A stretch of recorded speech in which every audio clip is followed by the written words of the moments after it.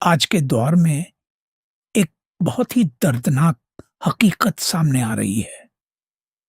एक हंसता खेलता परिवार तब बिखर जाता है जब एक पुरुष अपनी पत्नी के होते हुए भी किसी दूसरी स्त्री की तरफ आकर्षित हो जाता है। ऐसे में घर घर नहीं रहता, एक युद्ध का मैदान बन जाता है।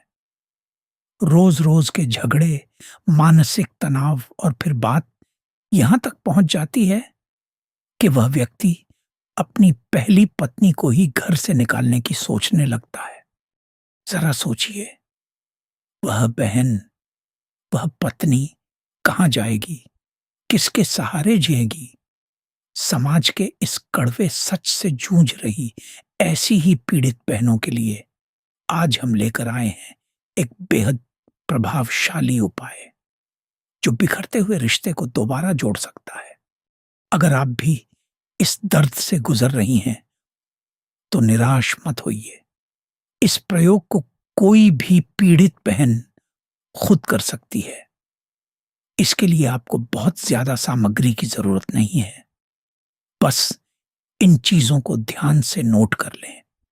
अपने पति की एक तस्वीर, तांबे से बना हुआ एक नाग नागिन का जोड़ा, एक कटोरी शुद्ध दूध और एक दीपक। सबसे पहले एकांत में एक दीपक जलाएं। अब दीपक के ठीक सामने तांबे के नाग नागिन के जोड़े को आपस में सटा कर रख दें। इसके बाद अपने पति की तस्वीर को नाग नागिन के जोड़े के पास उल्टा करके रख दें, यानी फोटो का चेहरा जमीन की तरफ होना चाहिए। अब पूरी श्रद्धा और विश्वास के साथ उस उल्टी रखी हुई तस्वीर पर अपना पैर रखें। इसके बाद कटोरी का दूध नाग नागिन के जोड़े पर अर्पित करें। दूध अर्पित करने के बाद अपना पैर तस्वीर से हटा लें। अब एक चाकू लें और उस चित्र को बीच से 2 भागों में काट दें।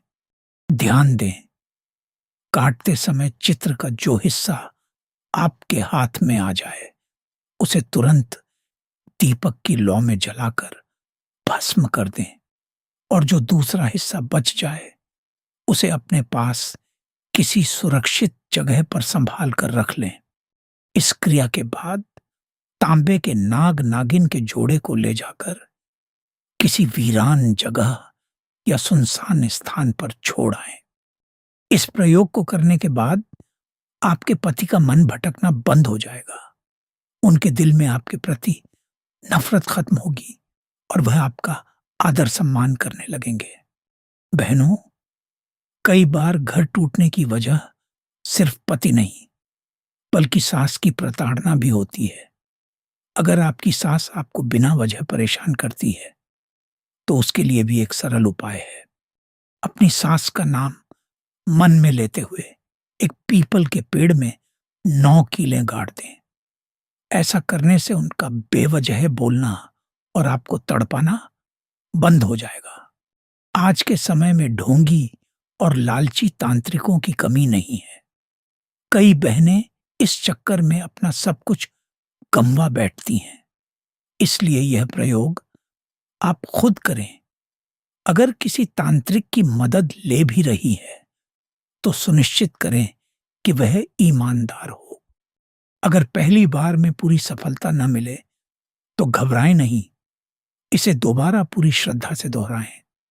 जैसे पानी के ऊपर सिर्फ तैरने से समंदर की गहराई का पता नहीं चलता, गहराई जानने के लिए नीचे उतरना ही पड़ता है।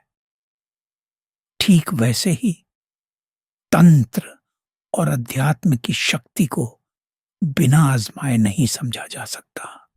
जब आप पूरे विश्वास के साथ कदम बढ़ाएंगी तभी आपको सत्य और असत्य का फर्क पता चलेगा।